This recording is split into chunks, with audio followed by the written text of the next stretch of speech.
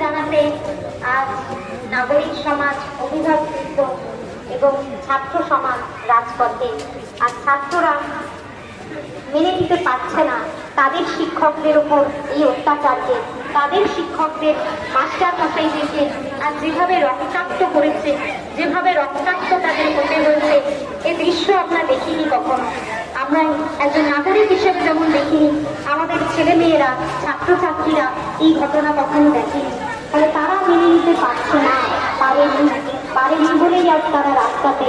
তারাও চায় তাদের শিক্ষকরা যোগ্য সম্মান নিয়ে স্কুলে ফিরে যাক, স্কুলে তাদের যোগ্য সম্মান তারা ফিরে পাক। সেই দাবিতে আজ ছাত্র সমাজ রাজপথে।